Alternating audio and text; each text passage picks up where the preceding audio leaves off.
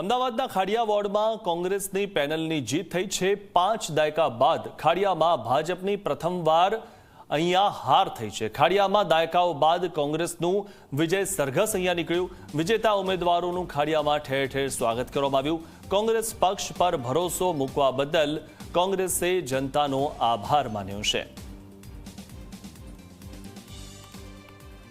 દરિયાપુરના પૂર્વ ધારાસભ્ય અને કોંગ્રેસના સિનિયર નેતા ગ્યાસુદ્દીનભાઈ શેખ આપણી સાથે જોડાયા છે। તેમની સાથે વાત કરીશું। ગ્યાસુદ્દીનભાઈ, મધ્ય અમદાવાદ એટલે મધ્ય ઝોનનું જે કોટ વિસ્તાર કહેવાય, કોંગ્રેસનો દબદબો, ખાડિયામાં વિજય।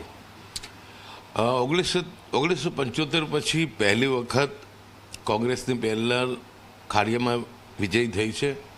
હું ખાડિયાના મતદારોનો ખૂબ અંતઃકરણપૂર્વક આભાર માનું છું કે એમણે જે કોંગ્રેસ પક્ષ પર વિશ્વાસ મૂક્યો છે।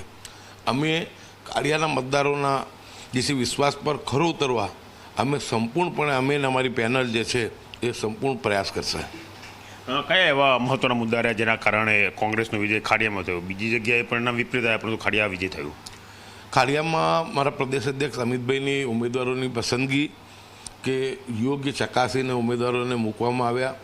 બીજું કે ત્યાં જબરદસ્ત સ્થાનિક જે ભારતીય જનતા પાર્ટીની નેતાગીરી છે એની સામે ભ્રષ્ટાચારના અને જે હેરિટેજ સિટીની અંદર જે ત્યાં પુરાતત્વ વિભાગની અંદર નોંધાયેલા જે મકાનો આવેલા છે એ મકાનોને ડિમોલિશ કરી અને કોમર્શિયલમાં પરિવર્તન કરવાના કારણે ત્યાં ટ્રાફિકની પણ સમસ્યા બહુ થઈ અને એમાં ભ્રષ્ટાચાર પણ બહુ થયો। એટલે લોકો સ્થાનિક નેતાગીરીથી ત્રસ્ત હતા। એટલે લોકોએ કોંગ્રેસ પક્ષ પર જે છે એ ભારતીય જનતા પાર્ટીની નિષ્ક્રિયતા, નિષ્ફળતા અને ખાડિયા વોર્ડનું જે આખું કોમર્શિયલાઇઝેશનમાં એ પરિવર્તિત થઈ ગયું એનો આક્રોશ અને જે ગુસ્સો હતો એ મતદાનમાં ઠાલવ્યો છે અને કોંગ્રેસ પર વિશ્વાસ મૂક્યો છે। અને હું એટલું જ આપને કહું કે જે રીતના ભારત, પાકિસ્તાન, મંદિર, મસ્જિદ, ISIની વાતો કરી, હું માનું છું સ્થાનિક સ્વરાજ્યની ચૂંટણીઓ છે એમાં આવું બધી વાતોને કોઈ સ્થાન નથી।